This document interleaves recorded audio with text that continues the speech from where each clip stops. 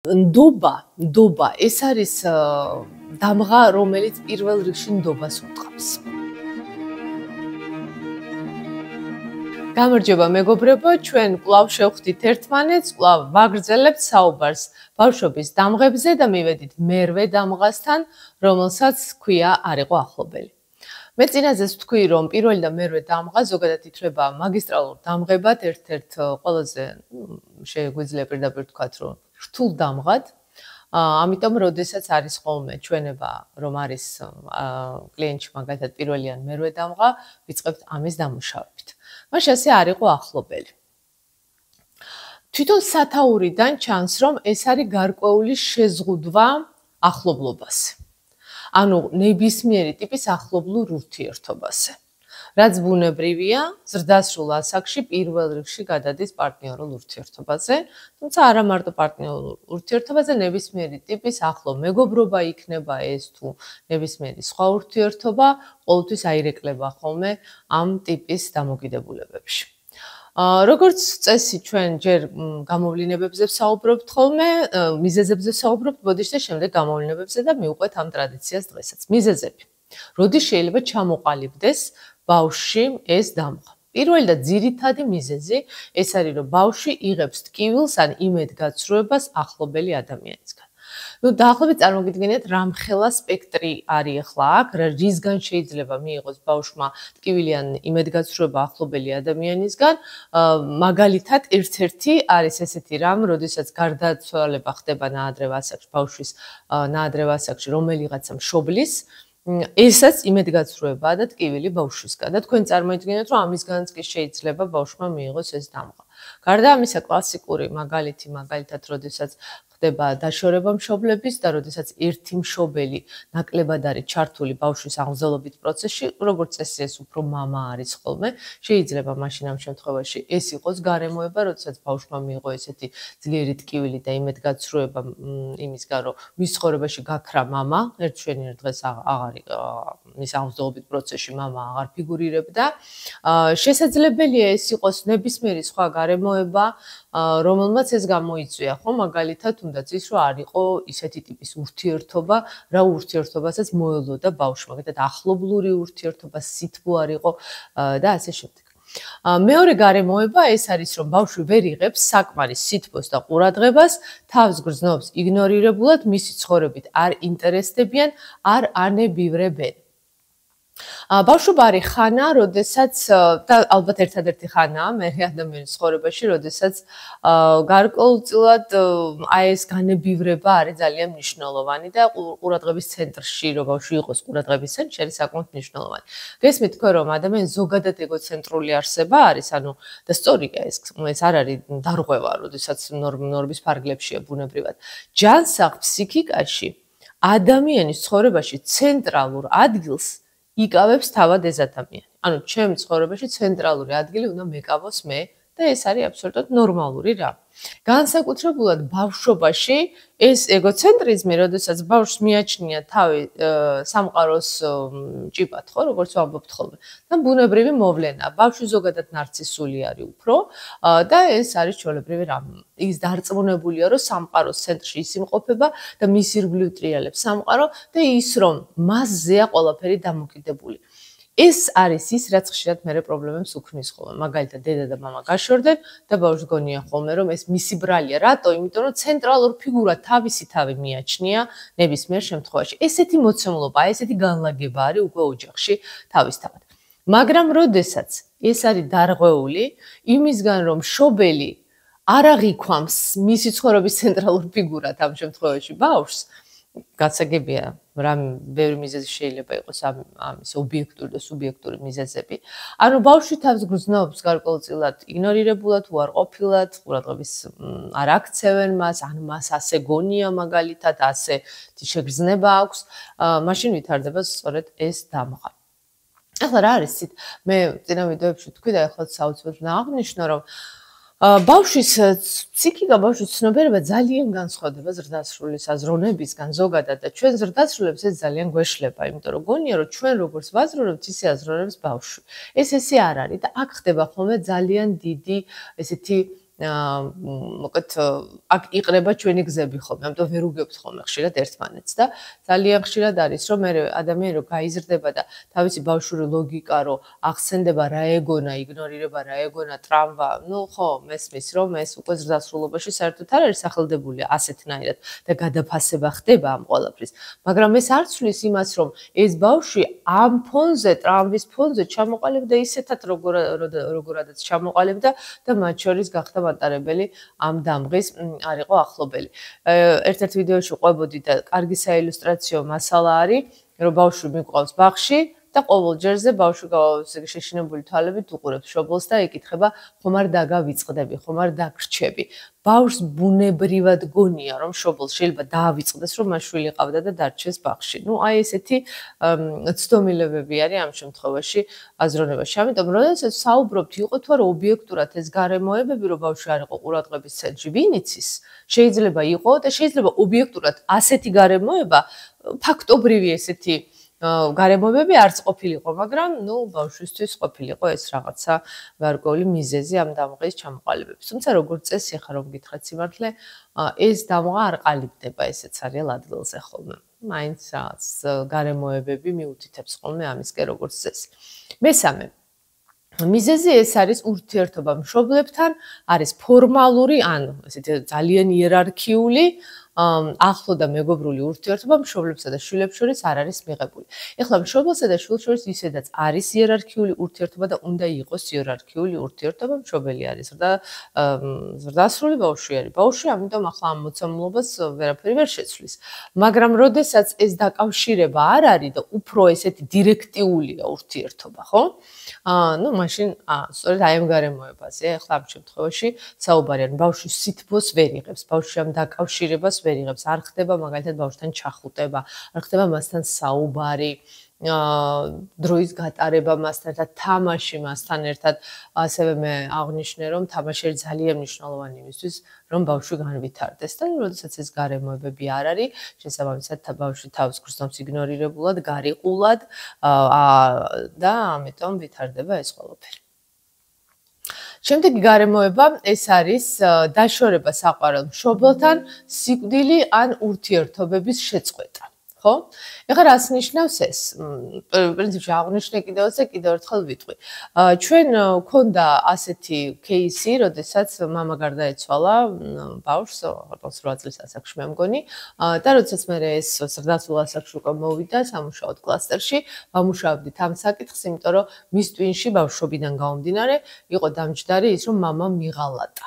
ეს იყო აღქმული როგორც მამის ღალატი. წარმოიდგინეთ თქვენ, რომ აი ასეც კი შეიძლება, რომ ბავშვმა ეს აღიქვას.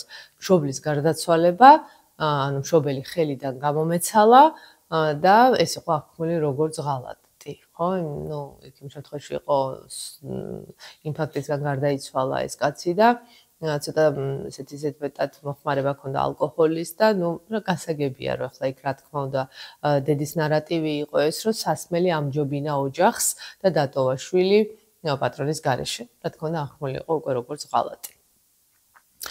ბავშვისთვის მნიშვნელოვანი ამბის ან საიდუმლოს განდობის შემთხვევაში აღმზრდელის მხრიდან არაადეკვატური რეაქცია ან საიდუმლოს გათქმა. ნდობა ეს არის დამღა, რომელიც პირველ რიგში ნდობას უტყამს. ამიტომ როგორ მუშავდება ნდობა? ხო, ნდობა მუშავდება ზუსტად ამ ასაკში, დამღურ ასაკში, ანუ 12 წლამდე. და ერთ-ერთი გარემოება შეიძლება გაიბზაროს ზოგადად ნდობა ადამიანების მიმართ, ეს არის, როდესაც ბავშვი მისთვის ძალიან სანდო ადამიანს, ეს არის მშობელი და ეს ერთადერთი სანდო ადამიანია ბავშვისთვის, მისი აღმზრდელები, ვთქვათ ესე, რაღაცა საკუთარ გულის ნადებს გაანდობენ, იქნება ეს საიდუმლო, არა აქ ამას მნიშვნელობა რაღაცა, ეს შეიძლება დიდი საიდუმლო არაფერი არ იყოს, მაგრამ მისთვის იყოს ეს გასაიდუმლოებული და მე შეესწრებიან, რომ ეს მშობლები თავი მეგობრებთან მაგალითად სამზარეულოში ამაზე ხითხითებენ, ან სადღაც რაღაცა თქვეს და მოკლედ ბავშვს სადღაც წინ დახვდა ეს თავისი ნათქვამი. და ძალიან ხშირად ეს არის ხოლმე გარემოება იმისთვის, რომ განვითარდეს დამღა არ იყო ახლობელი. მოდით ახლა ვისაუბროთ გამოვლინებებზე და მე მინდა რომ ცოტა გზებზე ვისაუბრო, იმიტომ რომ ძალიან ბევრი თხოვნა არის, რომ აქედან გამოსვლის გზებზეც იყოს საუბარი. გამოვლინებები ერთდროულად აქვს ადამიანს ყურადღების, ემოციური სიახლოვის მოთხოვნილებაც და შიშიც. ბუნებრივია განვითარება მოხდა ემოციური სიახლოვის დეფიციტში, არის ამის დეფიციტი, ბუნებრივია, ამიტომ არის მიზიდულობა ახლობლური ადამიანებისადმი, ახლობლური ურთიერთობებისადმი, ვთქვათ ესე. მაგრამ ამავდროულად ჩდება შიში, ანუ განზიდვა. ერთის ხელით თითქოს ვეჭიდებით ამ ადამიანებს და მეორე ხელით თითქოს ხელს ვკრავთ. აი, რაღაც ესეთი ამბივალენტური დამოკიდებულება გვაქვს ახლობლური ურთიერთობების მიმართ. რა თქმა უნდა, ზოგადად ეს მეორე პარტნიორულ ურთიერთობებზე გადადის და აქ ტყდება ხოლმე ჯოხი თავიდან ბოლომდე. შეზღუდვები ჩნდება შეგრძნებებზე, ემოციურ და ფიზიკურ სიახლოვეზე.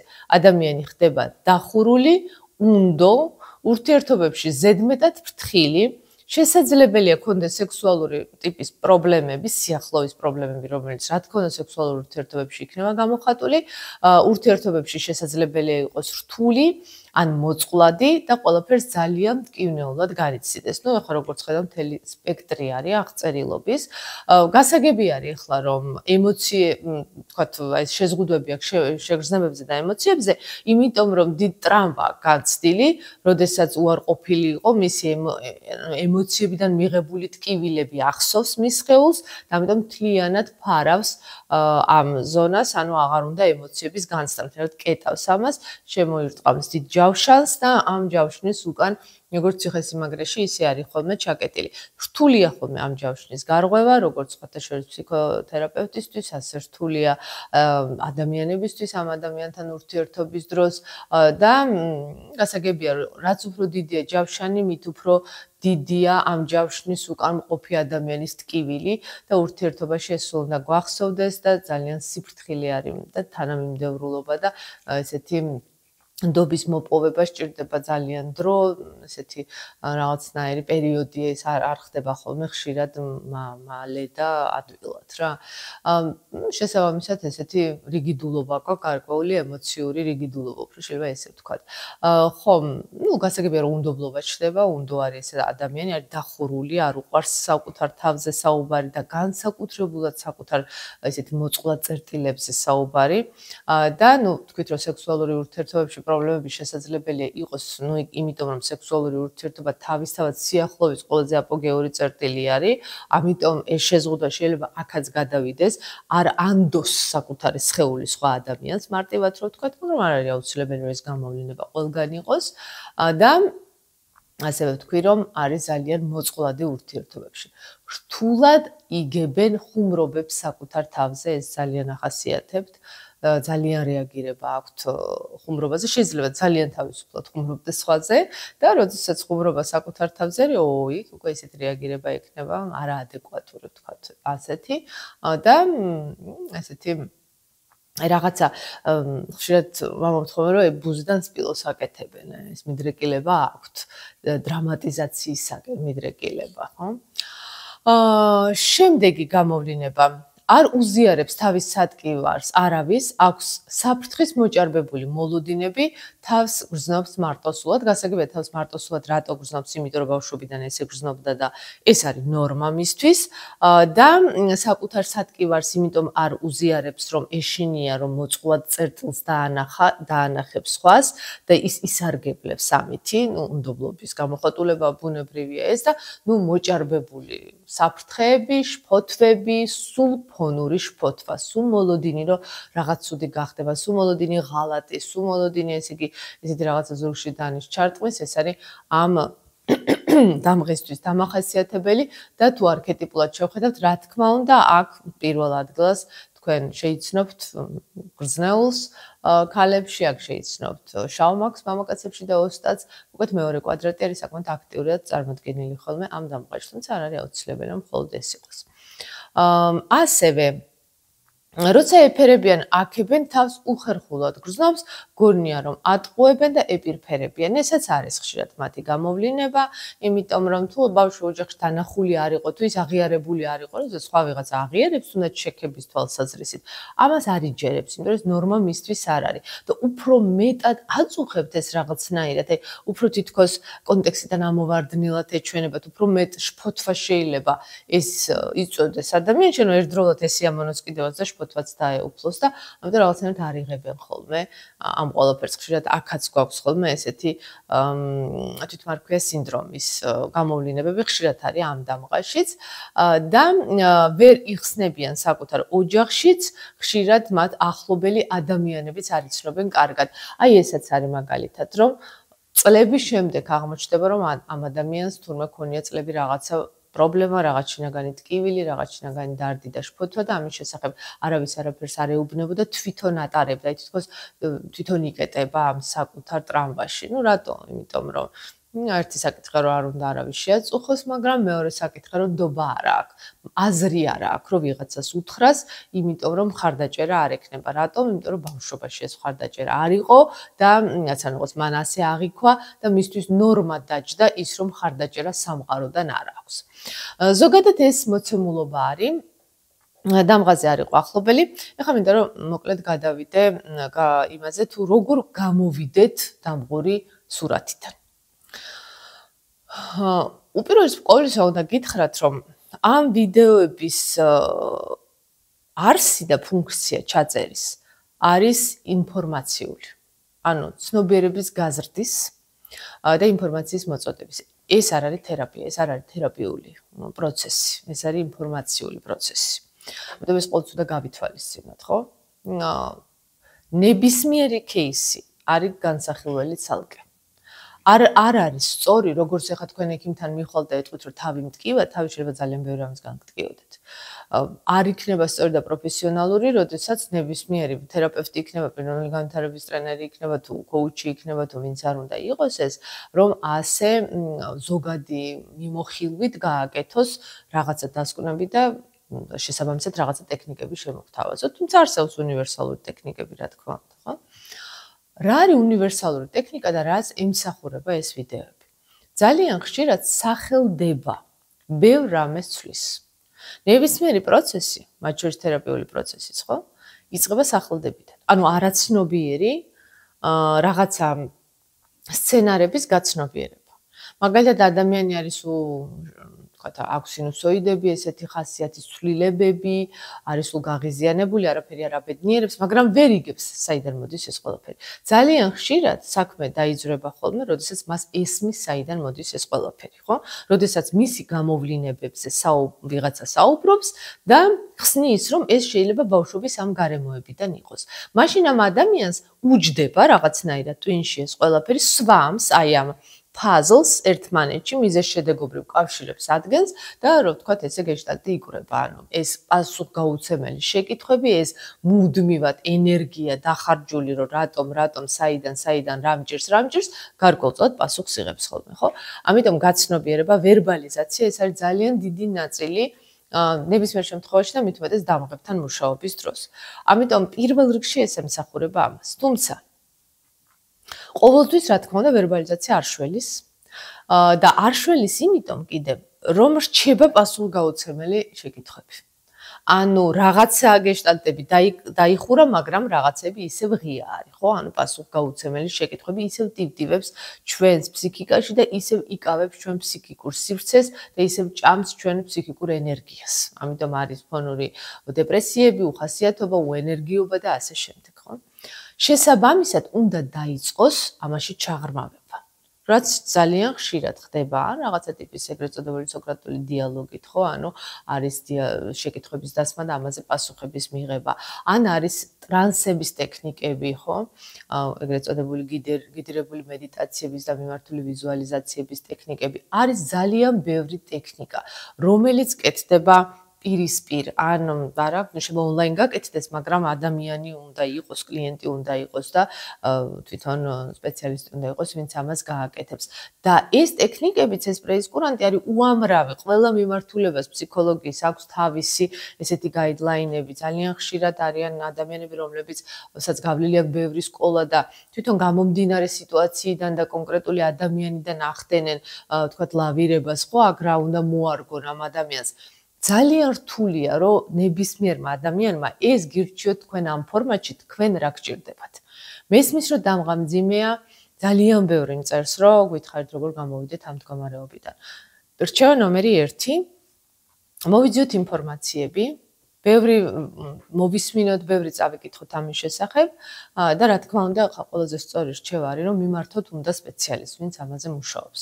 ნებისმიერი ფსიქოთერაპევტი მუშაობს ამაზე. არ არის აუცილებელი ტრანზაქციული ანალიზი იყოს. ნებისმიერი სწორად მიმართული თერაპია იქნება თუ ფსიქოანალიტიკა იქნება თუ რაც იქნება, ხო? ამით დაიწყებს ყველა შემთხვევაში და მივა რაღაცა თავისი გზით იქითკენ, რომ ეს ღია საკითხები დახუროს და შესაბამისად ეს დამღები დაიხუროს. სხვანაირად ამას ქვეხელახალი გადაწყვეტილებების მიღების თერაპია, ანუ redecision therapy, რამდენადაც ბავშვობაში მიღებული ესეთი ბავშვური და ადაპტური გადაწყვეტილებები უნდა გადაიხედოს და ტვინმა უნდა ახალი გადაწყვეტილება მიიღოს და მე ამ გადაწყვეტილების ერთგული გახდეს, რამე თუ ახლა ჩვენ არაცნობიერად იმ ბავშვური გადაწყვეტილებების ერთგული ვართ, მაგრამ პრობლემას ის გვიქმნის, რომ ეს ყველაფერი არაცნობიერად ხდება, ეს არ არის გაცნობიერებული. ამიტომ კიდევ ერთხელ უფრო პირველ რიგში ყველაფერი იწყება გაცნობიერებით. ძალიან კარგი საშუალება ასევე სისტემური განლაგებები. სისტემური განლაგებები არის უფრო მოკლე, წერტილოვნად აჩვენებს რაღაცა სად არის ტრამვა და სად არის პრობლემა, ერთ სცენარს ხსნის ძალიან ხშირად.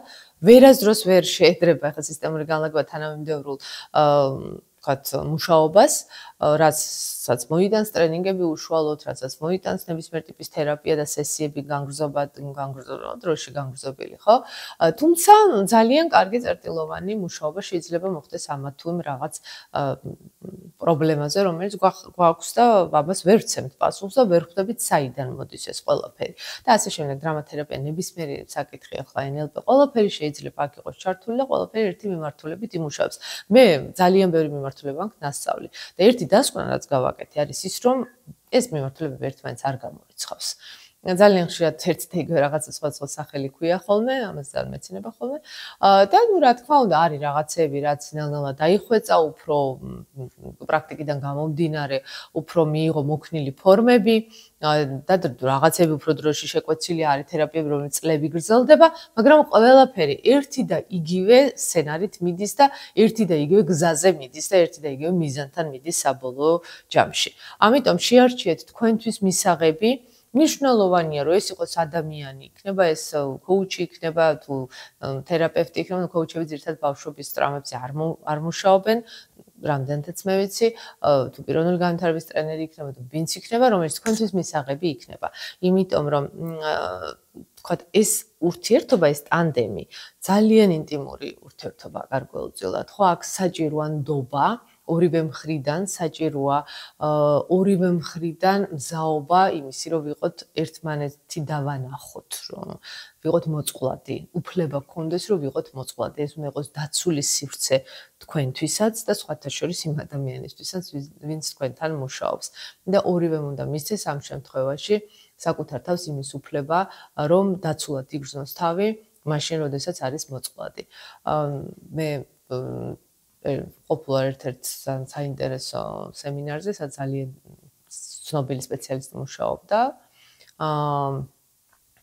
და ხო, ეს იყო ისეთი დონის გახსნილობა ამ სპეციალისტის მხრიდან, ისეთი მოწყვლადობა და ამითი აჩვენებდა მაგალითს თუ როგორი სივრცე, როგორი დაცული არის იმისათვის, რომ თვითონ კლიენტმაც პაციენტი იქნება თუ კლიენტი იქნება, ახლა სხვადასხვანაირად ეძახიან ამას, გააჩნია კლინიკური ფსიქოლოგია არის თუ ისე, რომ თავი იგრძნოს დაცულად. ამიტომ ეცადეთ, რომ მოძებნოთ ისეთი ადამიანი, რომელთანაც თავს იგრძნობ დაცულად, რომ პროცესი წარიმართოს სწორად, რა თქმა უნდა, იყოს პროფესიონალი და მივხედოთ ამ საკითხს.